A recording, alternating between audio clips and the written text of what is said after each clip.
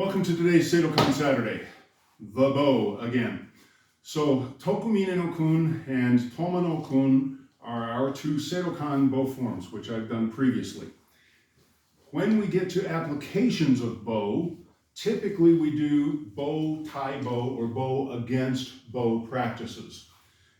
They are not, I have not seen or been shown any that are directly right out of the kata, this move goes to this move, goes to this move.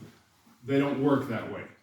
Most of our bow tie bow exercises deal with the tie up, disarm, throwing version of the motobu bow system. So, if we were both in sparring mode, fighting, it would be, I hit him, I poke him, he tries to hit me, I block, no, hit me, come on, you gotta hit me, right? It's all of this striking stuff, which Max has not done, because we haven't put on the safety gear to do that, so I'm being very careful. But most of our bow form fighting would be this kind of stuff, hitting, poking, striking, jabbing, right? And him trying to not die, or him hitting me, right? He's trying to hit me, and I've been blocking and counter-striking and so forth. But when we get to our bow, tie bow actual techniques, now we have to take a look at how the kata moves versus what we have to actually do in practice. So, standard starting position is we're going to have our bows in thirds facing here. There will be typically 4 main attacks. Attack number 1 is I step in poking. Attack number 2, I strike down overhead. Attack number 3, I strike sideways. Attack number 4, we strike to the feet. Then we can reverse all of those with reverse side strikes coming off of the overhand hand as opposed to the underhand strike. So we have those 8 basic attacks against which we will work in bow tie bow. Now, the very first one that I teach, I have now seen 4 versions, and we went over this a minute ago just to make sure that I had identified all 4 of the versions in my head. The first key is he's going to come in, this could be either a poke or an overhead strike, so just for the sake of clarity, we're coming in with the overhead strike, which, if I were hitting, is going to be coming down at the collarbone across where the line of the gi is. So as he strikes, my first technique is I have to get off the line. Now I can block it here. We have a little spatial issue. Let's go this way. Okay. So as he attacks, I step off the line. I don't stay right here and try to just hit it with my bow. Off the line, I'm going to come underneath poking. From here, I come up and through, step, pivot back, and I would then throw him, poke, and or strike to finish. That's the essence of the technique. So there are 4 ways actually to accomplish this. Version A, as he comes in with the strike, I move offline underneath the strike by moving my left foot. Then I come under the wrist, pivot back, same throw. You don't have to do the fall again, okay? Either he's going to let go of the bow when I'm manipulating his wrist, which sides will be.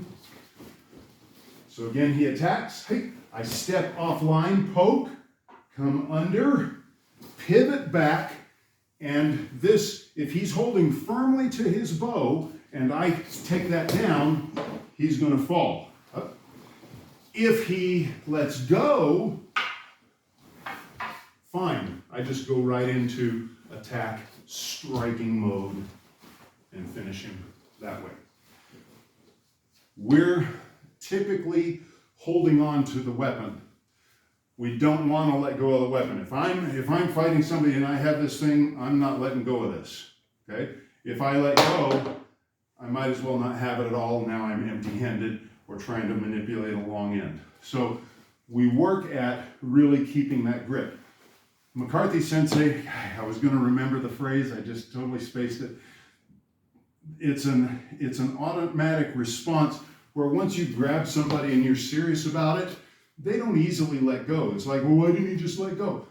Once you're in attack mode and have a hold on somebody like a pit bull does, you don't let go easily. And so that whole why doesn't he just let go? If we're doing it casually here, yeah, he might. But if he's in serious attack mode trying to kill me, and I come here, he's not letting go. He's holding on to that like he means it, which is where I would then complete the throw. So version 1 of this, in every case, go ahead and put the overhead strike in place. In every case, I'm going to come into this inside from the bottom forward hand opening. So we have the top extension part. We have inside the forward hand from the top. We have inside the forward hand from the bottom. We have inside the reverse hand from the top, inside the reverse hand from the bottom, and then around to the back side pulse. So we have several openings that we can use. This first technique is under the hand on the forward hand. Straight. I sidestep out of the range or out of the line of attack. Offline, poke or not, under, full pivot back, throw, and then finish and strike as desired. Same exact technique, but instead of going to my left, I go to my right. And then again, I just execute the throw the same way. The difference here is that instead of being on this side and having to come over and pivot, I'm already on this side, so I simply pivot back, and the same throw is executed. Third version, I strike first before poking, then again come under, execute the throw as before. Fourth version is striking up. And again, I don't do this straight in front of him because he may beat me to the bow punch. I angle up, striking his chin, and then again execute the throw as before. Okay? So those are the 4 versions. They all involve, they all involve under the hand, pivoting back toward him, executing the takedown. How I get there is number 1, left side step, poke, and in. Number 2, right side step, poke, and in. Number 3, left side step, block, poke, and in. And the 4th method, upward strike, and in. So the throw is the same in every case, but I have 4 basic ways of getting there. Now, in Tokumin no Kun, in Kihon Bo, we strike, right? You don't really see any of that angling or stepping, and so we call it bunkai, but it's really bow tie bow, disarm throw techniques that are not directly connected to the kata, because as I said, if I'm doing the full kata, we're fighting. He's blocking, he's striking, I'm trying to turn him, right? It's a little more random in the movements.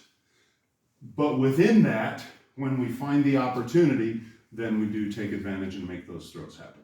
Okay? Hopefully that makes sense. So thank you, Max. So we have left side step, poke, back pivot, throw. Left pivot out, poke, back pivot, throw. Left pivot, forward block, poke, back pivot, throw. Offline, upward strike, step back, pivot, throw. And in every case, after I've thrown, I'm going to poke and or strike him on the ground. Let's do it just one time with the takedown. Sorry, you're going to land on a hard wooden floor. So he comes in, 1, 2, throw, poke, strike.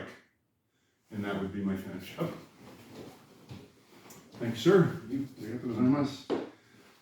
That's it for our Seidokan Saturday. Just a little bit of introduction to the bow. 4 versions of the exact same technique, depending on where I'm going to execute the block. There are probably several other ways. Again, I probably could block this way first, moving to the outside, add another level to it. But typically those 4 are going to cover most of what we do on that side of the block. Thank you for joining. As always, like, share, subscribe, comment, tell me why, and call your mother. My mother's 86th birthday today. Happy birthday again, Mom. And until next week, as always, let's keep practicing.